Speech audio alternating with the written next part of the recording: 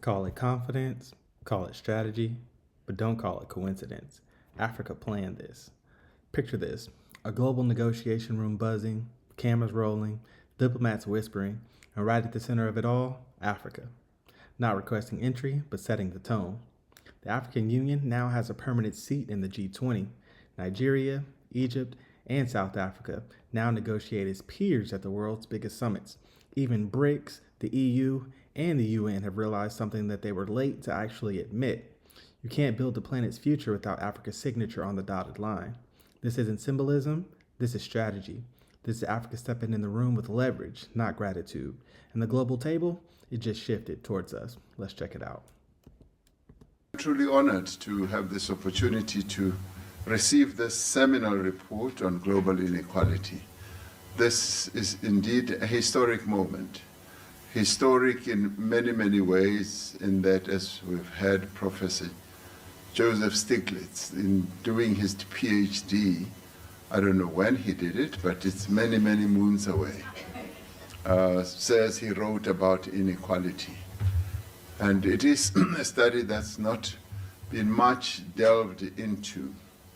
For us in South Africa, being the most unequal country in the world, and also Namibia, and I'm so delighted to have my sister here, Monica Gengos, for having not only being here, but also for having launched the report that she worked on together with others on breaking the inequality pandemic cycle, building true health security in a global age.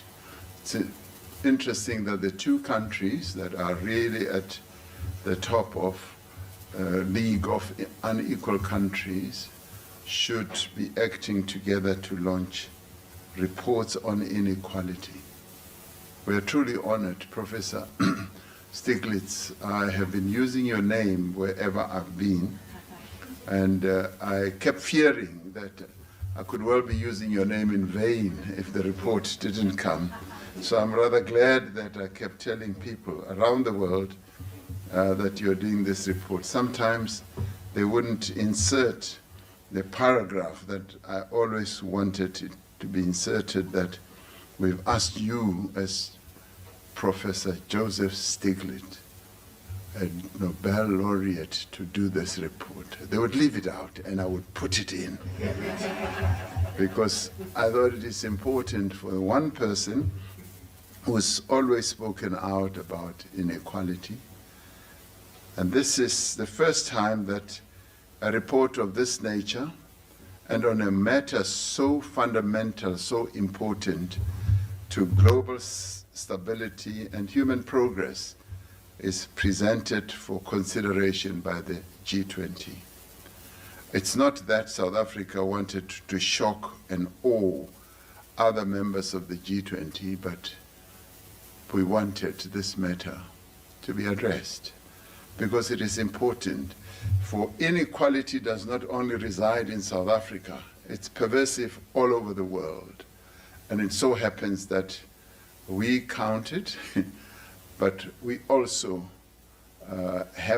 know the origins of why there is inequality in South Africa. And inequality did not start yesterday. It did not start in 1994. The inequality that our people are suffering from started many years ago with colonialism, with Okay, guys. So here's what actually went down.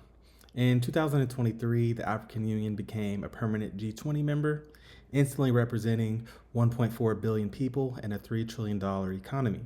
So BRICS expansion, Egypt and Ethiopia joined, transforming Africa from observer to architect in discussions on energy, currency, and global trade.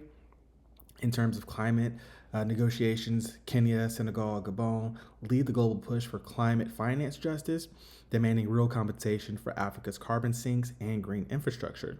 As far as peace mediations are concerned, African diplomats facilitated talks in Sudan and served as neutral channels between other countries during negotiations in Europe as well. What the world once treated as a regional voice is now an international tie-breaking vote. So this isn't aid. This is Africa walking into the meeting with the receipts, right? So let's check out the trust factor here. Most people might see Africa as not having real global power, and people think that the old system still decides everything. But the truth is, that system is quietly cracking. Africa now commands the largest voting bloc in the United Nations at 54 nations. And with the AU coordinating climate, trade, and security policy, Africa enters global negotiations not as 54 voices, but as one agenda. So consistency isn't chaos, it's currency. And the global insight is that global diplomacy isn't built on accents, right? It's built on assets. And Africa holds the world's most valuable set. So the minerals powering the green transition, the trade corridors connecting East and West, the youngest workforce on Earth, the biodiversity that stabilizes the climate. So we aren't asking for relevance. The world is requesting access, right? So for this new diplomacy posture, what does it actually produce, right? Okay, so let's pull out the receipts. Kenya-EU Trade Pact of 2024.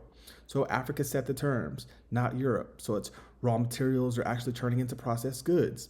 For Zambia and DRC, there's a battery alliance. Instead of exporting those raw materials, Africa's exporting manufacturing power. Somalia's entry into the EAC, a new unified maritime corridor, now strengthening the Horn of Africa's trade.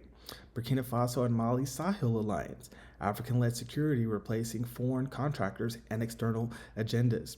So for the first time, Africa's diplomats walk in with policy, with data and leverage, not dependency, donors, or diplomatic pity. So finance ministers actually negotiate with figures and not asking for favors. So 1 billion here, 2 billion there, that's not a number. That's a come up and a comeback. As far as diaspora, this is hugely relevant because global African identity isn't cultural anymore, it's geopolitical. So the next phase is bigger than simple representation, it's instruction. So Agenda 2063 is influencing UN developmental frameworks. The COP30, Africa will chair the Global Climate Finance Committee. So this means that payments are actually taking place, not promises. By the year 2035, joint summits between the AU, ASEAN, and Mercosur could form a global South triangle. So this could be the world's next major negotiating force. And what does this signal? That Africa isn't joining history, we're steering it, right? So the real headline isn't that Africa got a seat at the table, it's that Africa is redesigning the table. So everyone actually has to sit in a different location. From peace talks to trade blocks to climate credits, Africa is exporting something priceless. It's balance, it's clarity and confidence. Because when you finally own the narrative, you stop asking for permission. You start setting the agenda. So mashallah, that's your African Insight for today. Please don't forget to like, comment, and subscribe because on Mr.EmpowerTV, we don't chase the headlines, we chase the truth behind them. This is Mr. Empower, and I'll see you in the next video. Peace.